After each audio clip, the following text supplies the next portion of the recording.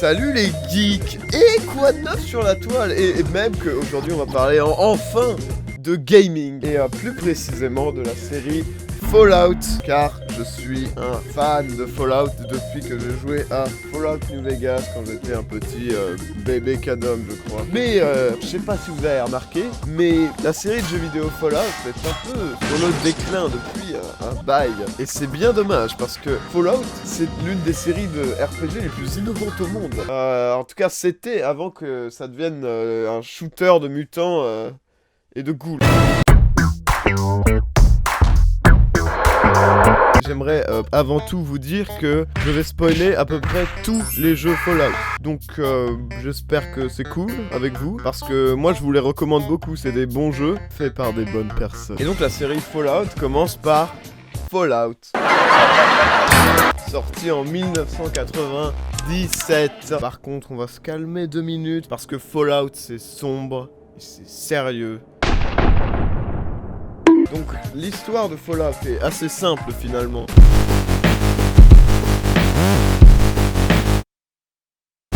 Le monde a été anéanti et la civilisation est en poussière car elle a été dégommée par des bombes nucléaires. Et les seuls gens qui ont réussi à survivre sont les gens qui se sont mis dans des abris anti-atomiques qui sont faits par la compagnie Voltec. Vous, le joueur, vous faites partie de l'abri 13. Donc le jeu commence quand le superviseur de l'abri 13 vous contacte et vous dit: la pompe à eau est défectueuse. Il va falloir que tu retrouves une puce pour réparer la pompe à eau qui est défectueuse. Tu es notre dernier espoir.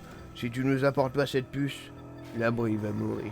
Et donc vous êtes envoyé à la surface où vous n'avez aucune idée s'il reste encore des humains, de la vie ou quoi que ce soit. Et donc vous allez explorer les terres désolées de Californie, le désert total. Votre mission à la base, c'est d'aller chercher la puce dans un autre abri déserté, qui est l'abri 15, qui est un petit patelin plus loin.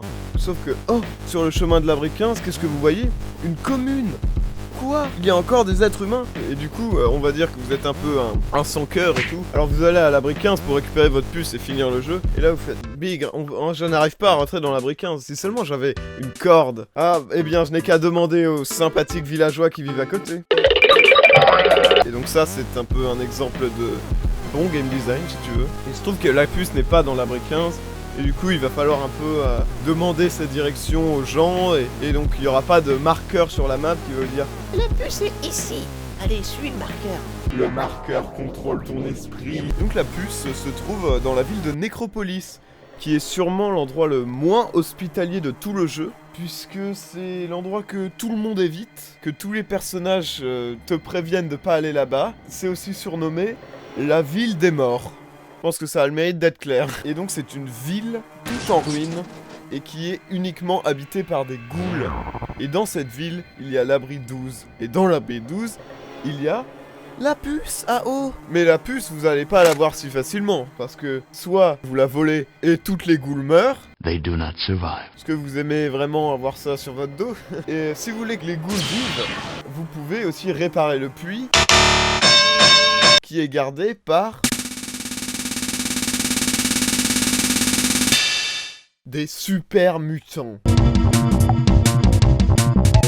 Qu'est-ce que c'est qu'un super mutant? Les super mutants, c'est des humains auxquels on a injecté avec succès un virus d'évolution forcée. Et comment est-ce qu'on fait pour injecter un virus d'évolution forcée dans un être humain? C'est assez simple, hein. Il suffit juste de le plonger dans une grande cuve de virus d'évolution forcée. Sauf que la manip est assez tendue et douillette, et la plupart du temps, quelqu'un qui sait pas vraiment comment ça marche, les super mutants, va finir par tuer la personne qui plonge à l'intérieur, avec une mort lente et douloureuse. Et donc les super mutants, une fois qu'ils sont injectés avec le virus, ça devient des bêtes de guerre. Maintenant, la liste rigolote des capacités des super mutants. Les super mutants sont bien plus grands et bien plus mastoc que les êtres humains. Ils ont une force et une endurance surhumaines. Le virus d'évolution forcée leur donne la capacité de se régénérer leurs cellules, donc ils sont pratiquement immortels, mais ils peuvent quand même être tués. Mais du coup, c'est quoi les défauts des super mutants? Eh bien, les défauts des super mutants, c'est que parfois ils ressortent un peu débiles, on va pas se mentir. Hey, You not look like ghoul. Mais souvent ils ne ressortent pas débiles et même que des fois ils ressortent encore plus intelligents qu'avant. Qui donnent des super mutants très super intelligents. Comme le lieutenant qui est le meilleur super mutant tout confondu dans Fallout 1. Et sinon, leur réelle faiblesse, ils sont complètement stériles. Waouh, le sexe stérile, hyper marrant, t'es top prod. Non, écoute-moi, c'est une vraie faiblesse. Parce que ça veut dire qu'ils ont besoin d'êtres humains pour créer des nouveaux super mutants. Et du coup, ils ne peuvent pas devenir la race suprême sur Terre, vu qu'ils doivent laisser les humains vivre pour exister. Ainsi, tous les plans de domination mondiale des super mutants tombent à l'eau. Bon, ensuite, une fois que vous avez récupéré la puce, vous allez retourner voir le superviseur de l'abri 13 et vous fait écrire un rapport de tout ce qui vous est arrivé. Et puis là, en lisant vos rapports, il est horrifié. Qu'est-ce que c'est que ces super mutants qui veulent envahir le monde? Et du coup, votre mission n'est plus d'aller chercher une puce, mais c'est d'aller sauver le monde. En exterminant les cuves du virus d'évolution forcée. Et en tuant le maître, figure mystérieuse qui fabrique les super mutants. Leur leader, en sorte. Et maintenant, on va parler un peu plus du maître. Ce personnage relève du génie. Vous savez, le boss final, souvent, ça peut être un peu mis de côté. À partir du moment où on a une force à peu près indestructible que le héros va réussir à combattre, avec toutes les forces qu'il a acquéries pendant le jeu, on ne demande pas grand chose de plus. Sauf que Fallout, c'est pas n'importe quel RPG. Le combat est pas vraiment un point central de Fallout. Et c'est plutôt encourager de régler les conflits par le dialogue que en tirant une balle entre les deux yeux du méchant. Et du coup, c'est pas surprenant que l'antagoniste principal dans Fallout, le seul moyen de le vaincre, ce soit pas en le tuant. Le maître, donc, avant d'être le maître, était un certain Richard Moreau, qui, lors d'une expédition dans les fûts de virus, est tombé dans les fûts, et a commencé à muter atrocement, et a commencé surtout à devenir hyper intelligent, et à avoir un cerveau hyper développé, afin de comprendre n'importe quelle question philosophique avec aise. Et du coup, dans son géant laboratoire avec les fûts de virus, il a commencé à expérimenter sur tous les humains qui passaient à côté de la base militaire où il y a les fûts. Et à force d'essayer et de réessayer, il a créé donc le génome super mutant. Le maître, c'est le pilier de tous les super mutants, puisque sans lui, ils n'existeraient pas. Du coup, ils sont tous hyper loyaux envers lui. Sans le maître, il n'y aurait pas de super mutants. Bon, jusqu'à ce que Fallout 3 décide qu'ils ont envie de changer les choses. L'armée des super mutants est appelée l'unité par le maître et par ses associés, on va dire. C'est appelé comme ça parce que il a la mentalité que tant qu'il y aura des différences entre les êtres humains, il y aura des guerres et il y aura des petits conflits minables. As long as there are differences, we will tear ourselves apart fighting each other. Et du coup, si on est tous unis par la même race, à savoir les super mutants, non seulement on sera plus capable de survivre au post-apocalypse, mais juste de survivre en tant qu'espèce simplement. Sauf que évidemment, ce qu'ils ne savaient pas, c'est que les super mutants étaient stériles.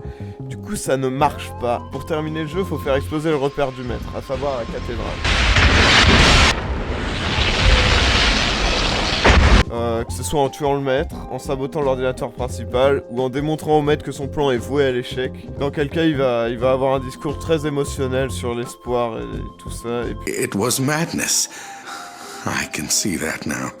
Madness. Madness? There is no hope. Leave now.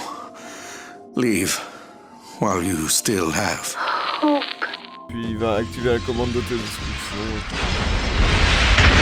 C'est hyper bien quand même comme personnage de fin. Et quand tu termines Fallout 1, tu retournes à l'abri 13, puis après le superviseur veut pas que tu influences les autres résidents de l'abri à s'enfuir et te force à l'exil. Et du coup tu es dégagé de l'abri après tous les efforts que tu as fait. Et selon ton personnage, tu peux aussi brutalement le tuer. Et donc ça c'est la quête principale de Fallout 1. Et ce qui la rend assez bien, si vous voulez mon avis, c'est que les objectifs sont hyper simples. C'est vraiment juste open world. Tu te démerdes, on t'a donné un truc vachement simple. 1. Va chercher la puce à eau. 2. Extermine le chef des mutants et la source des mutants. Autre truc vachement bien, c'est que le jeu ne te la fait pas forcément ultra simple. Si tu déconnes, t'es mal. Hein. Faut pas... Par exemple, la confrérie de l'acier, je vais en reparler plus tard dans la vidéo de la confrérie de l'acier en général. Disons que c'est une force assez importante et si tu veux détruire les fûts, c'est pas simple de le faire tout seul parce que c'est dans une base militaire. Et du coup, avoir l'aide de la confrérie de l'acier, c'est plutôt cool quand même. Et si tu joues un peu au con et que tu parles mal au chef et tout, il y a pas vraiment d'option pour juste que le chef il fasse « Oh, tu es vraiment un petit saligo !»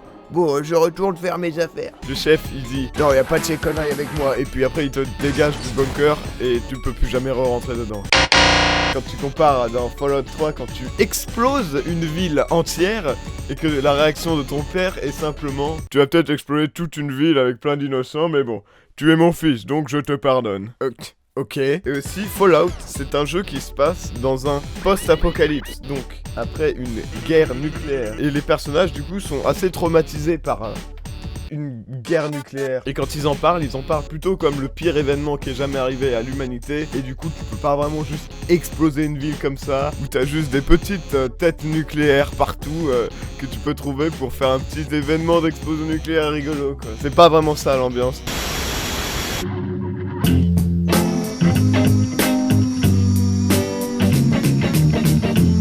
Fallout 2, c'est un jeu beaucoup apprécié par les fans de Fallout. Dans ce jeu, le monde est sur la voie de la rédemption. La civilisation est reconstruite. Il y a des villes qui sont un peu partout, toujours dans cette même ambiance Fallout. Et du coup, le jeu se concentre plus sur les conflits qu'il y a entre ces nouvelles villes post-apocalyptiques. L'histoire est la suivante. Donc Fallout 2 est la suite de Fallout 1. Waouh. Le lieutenant de l'abri 13 a été éjecté de l'abri 13 à la fin du 1. Et du coup, est allé au nord pour créer une toute nouvelle tribu. Vous, le joueur, êtes un descendant du résident de l'abri 13 et donc vous faites partie de la tribu de Arroyo. Mais plusieurs années plus tard, la tribu est sur le déclin. Elle est sur le point de s'éteindre. Un seul moyen de sauver la tribu est de récupérer le GECK. Le GECK, c'est l'acronyme de Garden of Eden Creation Kit. Et c'était dans tous les abris, prévu pour que dès qu'ils se ressortent à la surface, ils créent une civilisation avec le GECK. C'est une sorte de mallette d'objet mystique qui permet de créer une civilisation. On ne sait pas comment ça marche particulièrement, mais ça marche. Et donc vu que le monde de Fallout 2 est hyper grand et vaste, il va falloir aller demander à tout le monde est-ce que vous avez trouvé un GECK est-ce que vous savez où je peux trouver un abri C'est une grande aventure incroyable. Bon, sans vouloir aller trop en détail, vous trouvez le GECK dans un abri ou pas, à vous de voir. Et puis en retournant à votre village, c'est un carnage, tout le village est mort. Et il y a juste le chaman en bas du village qui vous dit avec ses derniers mots que le village a été pillé par des oiseaux de métal dans le ciel et qui sont allés vers le sud. À Navarro. Et après donc, regardez un peu partout dans le sud. Vous trouverez que les gens qui se sont chargés de faire ça, c'est l'Enclave. Donc l'Enclave, c'est une organisation secrète du gouvernement qui date d'avant la guerre et ils sont postés sur une plateforme pétrolière à l'ouest. Ils sont inaccessibles de tout le jeu. Le seul moyen d'arriver là-bas, c'est via un sous-marin qu'on trouve à San Francisco. Et sur la plateforme pétrolière, ils sont à l'écart du territoire irradié. Leur but, c'est de purifier les États-Unis de tous les humains irradiés et des mutants. Les humains irradiés, ça va simplement de quelqu'un qui vit dans le post-apocalypse ou jusqu'à quelqu'un qui est devenu une goule à cause des radiations. Et de remplacer toute la population par des citoyens primes de l'Enclave qui sont bien purifiés, tout ça. Donc c'est un peu une sorte de nouvel ordre mondial de Fallout, que tout le monde ignore. Personne n'est vraiment au courant qu'ils existent. Ils voyagent en Vertibird et personne sait où ils sont logés. Ils sont un peu dissimulés finalement. L'Enclave sont aussi des partenaires de Vault-Tec, qui est la compagnie, je vous rappelle, qui a créé les abris. Et du coup, ils sont responsables pour un truc qui est extrêmement apprécié par les fans de Fallout, à savoir les expériences dans les abris.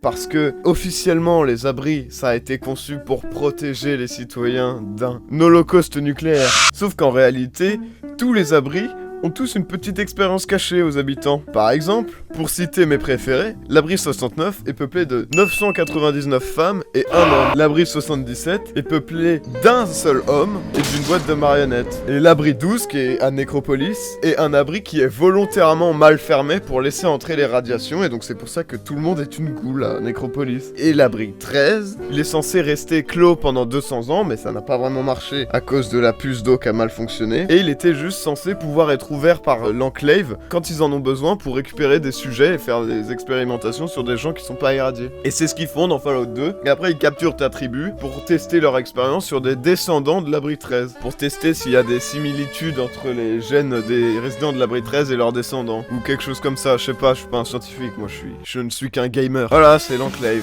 J'adore les jeux vidéo. Mais même si c'est vraiment bien la quête principale de Fallout 2, la grosse attraction finalement, c'est toutes les quêtes secondaires et tous les lieux qu'on trouve dans le jeu. Si vous décidez uniquement de vous focus sur la quête principale de Fallout 2, désolé de vous l'annoncer comme ça, mais vous avez une tumeur logée droit dans votre cortex. Elle est là, on la voit en fait. Il y a plein de petites arcs et de petites histoires pour chaque ville. Par exemple...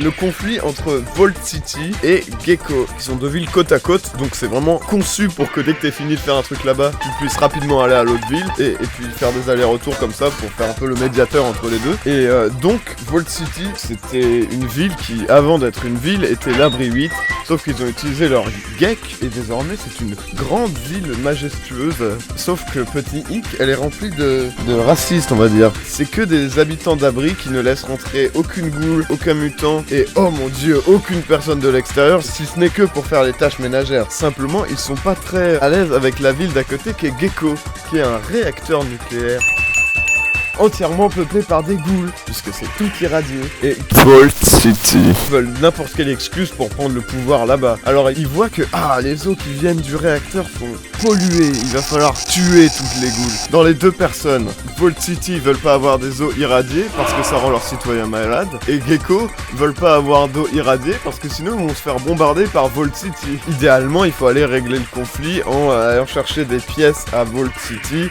pour aller réparer le réacteur là-bas pour éviter que l'eau elle soit totalement polluée. Sauf que évidemment ça marche pas très bien puisque les deux se détestent. Et du coup il y a plein de petits rebondissements et tours que la quête peut prendre et c'est une bonne quête. Et maintenant voici une collection de petits trucs que j'apprécie dans Fallout 2. À vous.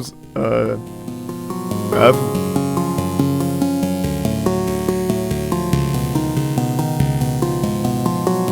New Reno, c'est une ville complètement dépravée avec des dealers de drogue. Il y a 4 mafias différentes. Tous les PNJ, c'est soit des crackheads ou soit des dealers. Et puis un studio porno aussi, peut-être. Et aussi, dans le jeu, à un moment, tu peux obtenir une voiture. Et si jamais tu l'amènes là-bas, et bah tu te la fais voler. Bon bah, quoi. Ou aussi, je sais pas, Broken Hill. Broken Hills. Il y a un S ici. Attardé. Qui est une mine d'uranium peuplée par et des ghouls, et des super mutants, et des humains. Et ils doivent vivre en paix. Et le shérif de la ville, c'est Marcus. Et Marcus, il est trop cool.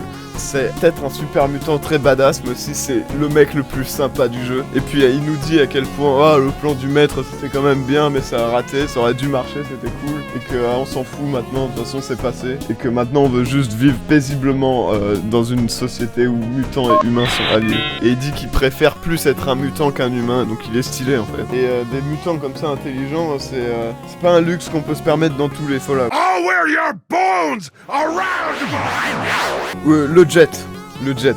Si vous avez joué aux jeux modernes, genre Fallout 3 ou Fallout 4, le jet c'est une drogue qui rend hyper actif, et tu peux tout faire, t'es trop puissant, mais ça rend aussi hyper addict, et y a aucun moyen de ne plus être addict. Et le jet, ça a été conçu par Myron. Myron, c'est un sale petit connard, il a conçu le jet en mettant dans les trucs d'asthme là, de la crotte de bramine, et en fait c'est parce qu'ils émettent des fumigènes. Et du coup, que ça fait une drogue de bâtard. Et aussi, le boss final, qui est moins stylé que le maître, mais qui est quand même hyper cool, c'est Frank O'Regan, qui est un agent de l'Enclave. Ça a été un soldat qui a été concocté entièrement par l'Enclave. Il est putain de imbattable, c'est un gros bâtard. Et il y a aucun moyen de rationaliser avec lui, puisque tous ces dialogues se terminent en c'est l'heure de mourir, mutant. Time to die. Puis il te tue. Parce que oui, il t'appelle un mutant puisque tu viens de la surface irradiée, et pas lui. Et puis il y a ce mec aussi. Who is it? What? I should kick your fucking ass. Who is this? Fallout 3. Stop! Attendez une minute. Je dois expliquer un truc avant que ça commence. On va faire un petit test visuel. Voici Fallout 1 et 2, et ici Fallout 3. Je pense que si vous connaissez Fallout, vous êtes plutôt habitué à ça plutôt qu'à ça en fait. Et du coup vous dites mais pourquoi est-ce que c'est différent hein? Eh bien c'est simplement parce que la compagnie qui a fait Fallout 1 et Fallout 2 était totalement dans la merde au niveau financier. Et je suis pas vraiment un expert économique, moi je déclare même pas mes impôts. Et du coup, la série Fallout a été rachetée par Bethesda. Waouh, tout le monde adore Bethesda, pas vrai? Et en plus, ils sont vachement appréciés depuis la sortie d'un certain jeu qui était dans un état particulier. Mais du coup, c'est pour ça que Fallout 3 s'est passé à la 3e dimension. Et du coup, ce n'est plus vraiment la même team que Fallout 1 et 2. Bon, maintenant que vous savez ça, je pense qu'on peut parler de Fallout 3 maintenant.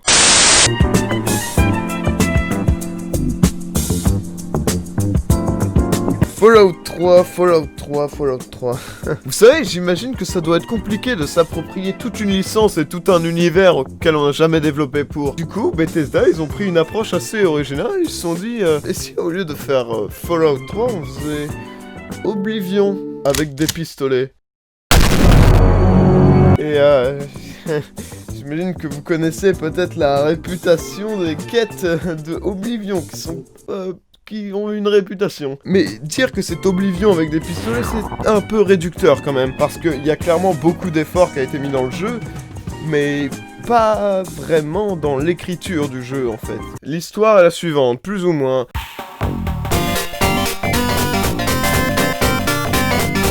Donc où commence l'histoire?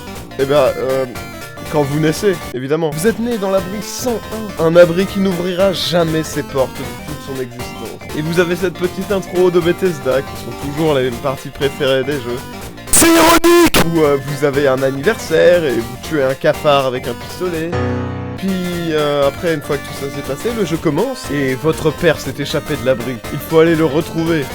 Il faut immédiatement aller le retrouver en tuant tous les gardes de sécurité qui s'opposent à vous. Parce que Fallout, c'est vraiment pas une série qui était précédemment connue pour ses multiples options et les dialogues qu'on peut avoir avec les PNJ.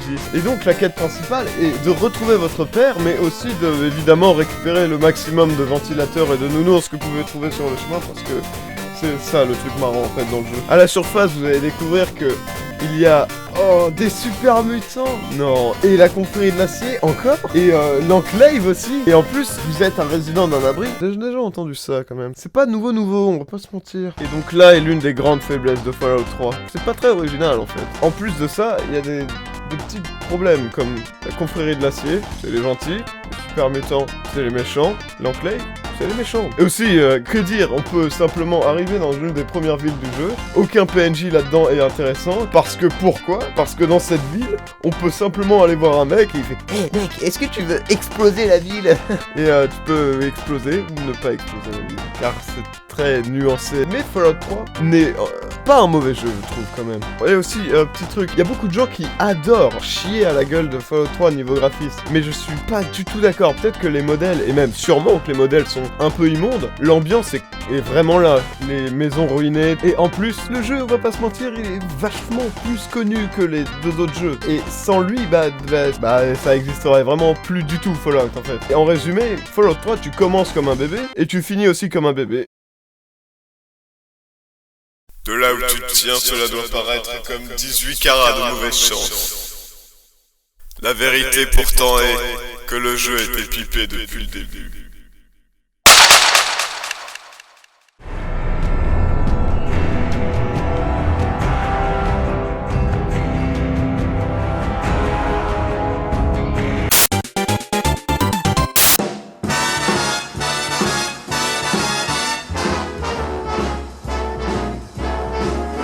Fallout New Vegas. Je crois que c'est pas très polémique de dire que c'est le meilleur jeu Fallout qui ait jamais existé. Une amélioration totale sur tout ce qui était avant. Et peut-être que vous l'avez remarqué, mais les gens qui ont fait le jeu, c'est pas Bethesda, c'est Obsidian Entertainment.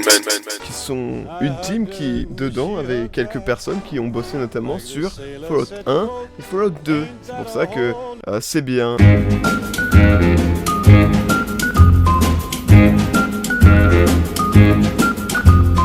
Vous Vous êtes un résident d'abri. Et non, je vous ai piégé. Vous êtes en réalité un livreur d'un paquet mystérieux. Tout commence quand vous vous faites intercepter par Benny et que vous vous faites ligoter et tirer dans le crâne pour qu'il récupère le paquet. Donc vous êtes mort en fait. Sauf qu'un robot parvient à dénicher votre cadavre et vous ramener chez le Doc Mitchell. Vous êtes un homme qui a survécu à la mort finalement. Et donc maintenant, votre premier objectif, ça va quand même tout de même être de retrouver l'homme qui vous a tué, enfin.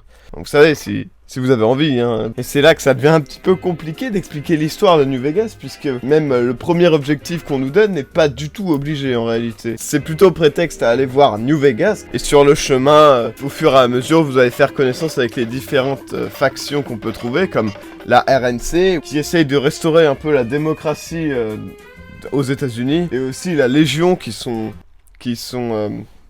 un peu des sauvages, qui mutilent des gens, qui font la loi par la terreur, un peu. Donc c'est les deux puissances politiques les plus fortes. Et la troisième puissance politique, c'est New Vegas, finalement. Dirigé par Mr. House, qui est un homme mystérieux. Et donc, qu'est-ce que c'était que ce colis que vous aviez à livrer? Eh bien, c'était tout simplement un petit jeton de casino en platine qui est utilisé pour accéder à un abri atomique, qui pourrait être utilisé pour avoir un avantage militaire, ou alors être démoli pour que personne n'ait l'avantage militaire, car le jeu étant quand même basé sur des conflits politiques et des conflits de factions, se finit dans une bataille militaire sur le pont de Hoover qui existe dans la vraie vie. Et donc vous allez diriger les troupes pour participer à qui va gagner dans la bataille finale de Hoover Dam. Voilà, c'est le blanc de l'histoire. J'ai un peu synthétisé parce qu'il y a tellement de possibilités en fait. Donc les quêtes dans New Vegas sont très bien faite. Il y a des tonnes de possibilités en général, comme par exemple dans celle-là qui s'appelle Beyond the Beef, ou en français l'au-delà où c'est un restaurant cannibale et un homme a perdu son fils et il demande de votre aide. Et le fils, c'est le dîner de cet après-midi. Et du coup, il y a une sacrée quantité d'options. On peut aider son fils à s'échapper, donner son compagnon à la place du fils, tuer un mec spécifique pour le donner en repas aux gens, tuer son fils et puis après mettre la faute du meurtre sur son père, tuer absolument tous les cannibaux. C'est plutôt ce genre de quête dans New Vegas. C'est un peu plus varié que la confrérie d'acier, c'est les gentils, et les super mutants, c'est les méchants. D'ailleurs, en parlant de super mutants, eh ben c'est pas vraiment des orques qui hurlent. Je vais tuer les humains. C'est plutôt des personnages qui ont une personnalité. Il y a même des communes de super mutants comme Black Mountain qui est une sorte de commune suprémaciste des super mutants. Et on a aussi comme autre commune sur l'exact opposé Jacobstown qui est un endroit où mutants et humains vivent en paix. Aussi petit bonus dans New Vegas, on peut tuer tout le monde. Tout le monde est une victime. C'est ça New Vegas. Et tout ça c'est un peu l'inverse de...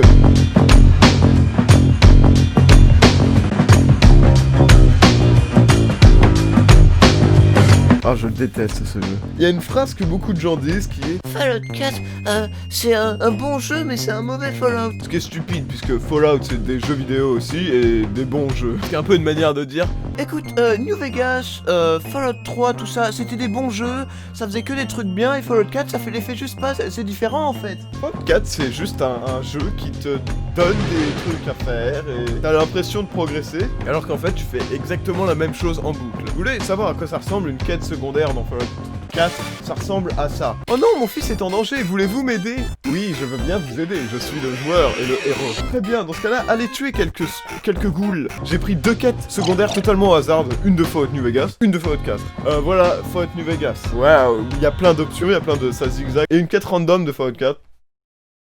Ça existe, j'imagine. D'ailleurs, parler à des PNJ, c'est vraiment une excuse pathétique de dialogue. Vous avez un nouveau système un peu Mass Effect-esque, en gros. Il y a 4 choix. On va expliquer les 4 choix qu'on a en général. Ce choix-là, c'est simple, c'est oui. Ensuite, la seconde option, c'est sarcastique. Et en fait, c'est oui, mais avec une petite blague rigolote. Option du haut, c'est plus d'infos, donc ça va nous donner 1 ou 2 lignes de dialogue en plus, puis ensuite nous retourner vers oui. Donc c'est oui. Et cette option, c'est non. Du coup, c'est oui, en fait, parce que figurez-vous que le système de dialogue est en réalité une mascarade finalement. Dans tous les anciens Fallout, quand vous avez une interaction avec un PNJ, il y a écrit toute la phrase que vous allez lui répondre. Dans Fallout 4, il y a écrit juste oui, sarcastique. Plus d'infos, Non. Et en fait, c'est plutôt une manière assez vilaine de cacher que les 4 dialogues, ça reviennent souvent à la même option. Et j'adore comment il te l'introduit, ce système de dialogue. Et donc, le premier PNJ que vous rencontrez, tous ces dialogues, c'est oui. C'est le premier dialogue du jeu. Et d'ailleurs aussi, petite fonctionnalité, votre personnage a une voix, a un acteur maintenant. Donc waouh, très impressionnant Bethesda. Vous avez enregistré 14 milliards de lignes pour les hommes et les femmes. Par contre, si toutes les lignes elles ont déjà une voix, je peux pas vraiment roleplay. En gros, quand je commence le jeu, j'ai le choix entre Nate le soldat et Nora l'avocate quoi. Fallout 4 c'est aussi le 5e Fallout. Mais du coup, ça veut dire qu'ils ont eu 4 jeux pour se rendre compte que les super mutants c'était des personnages. C'est toujours des orques. Il y a encore la confrérie de l'acier dans le jeu. Et cette fois ils sont un peu plus nuancés, ils sont plus si gentils que ça. Regardez, ils veulent tuer les super mutants. Sauf que quand la confrérie de l'acier, il faut anéantir tous les super mutants. De toi, de tout ce que t'as vu du jeu, c'est waouh, les super mutants c'est des débiles mentales qui juste ont des cadavres partout accrochés dans leur maison et qui se kamikazent sur toi uniquement parce qu'ils sont dirigés par le sang et la haine. C'est pas nuancé, ils ont pas l'air très irrationnels les mecs qui veulent tous les anéantir. Je vais même pas parler de l'histoire en profondeur. J'ai pas envie d'insulter votre intelligence, franchement. Ce jeu, il a été fait pas avec un cœur, il a été fait avec un truc que j'aime bien appeler l'argent. Et d'ailleurs, c'est extrêmement bien vendu aussi. Le jeu a aussi introduit quelque chose à la série qui va revenir plus tard. C'est le fait de sortir les jeux dans un état pitoyable. Parce que là, vous savez tout ce qui vient après Fallout 4. Oh oui, vous le savez très bien. Vous savez très bien le désastre qu'il y a devant nous. Vous savez très bien la catastrophe. Fallout Shelter, Fallout 76, le premier jeu Fallout multijoueur. Explorez le monde de Fallout avec vos amis. En tout cas, essayez parce que c'est tellement buggé que les serveurs publics vont vous cracher à la gueule 50 milliards de fois toutes les 20 secondes. À sa sortie, il manquait des trucs comme le push to talk dans un jeu multijoueur. D'ailleurs, c'est plutôt ironique pour Bethesda de développer un jeu multijoueur, étant donné que juste peu avant le développement du jeu, ils ont fait une campagne pour revaloriser les jeux solo. Des bugs de Fallout 4 qui avaient été patchés par les modeurs sont de retour, sauf que cette fois-ci, ils peuvent pas être patchés par les modeurs vu que c'est un jeu multijoueur. Et quand Bethesda patche le jeu, et ben ils patchent la mauvaise version, et du coup ils réintroduisent des bugs au jeu. Salut les geeks, vous êtes chaud pour une édition collector de folie, avec inclus ce sac en toile magnifique. Oh ouais, trop cool. En toile, j'ai dit, je voulais dire en nylon, pas de remboursement.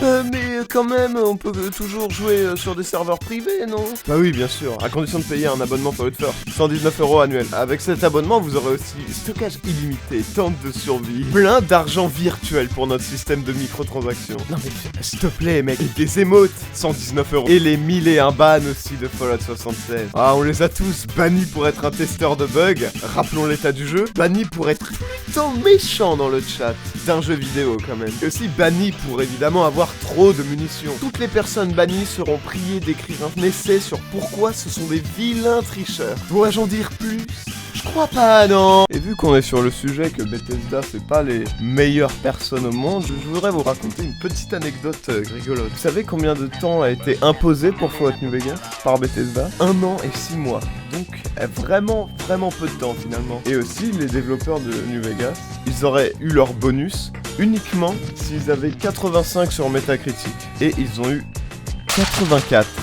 Uniquement parce qu'ils n'ont pas eu assez de temps pour réparer les bugs. Et pourtant, malgré tout, malgré les bugs, malgré le temps limité, New Vegas décime entièrement la compétition, niveau histoire, personnage, juste game design en général, ça dépasse Fallout 3, Fallout 4 et 76 évidemment. Tout le monde réclame un nouveau Fallout par Obsidian, mais c'est plutôt confirmé qu'ils veulent pas Bethesda. Et donc si vous devez retenir une chose de cette vidéo, ce sera jouer à New Vegas avec tous les DLC. Pendant le parade.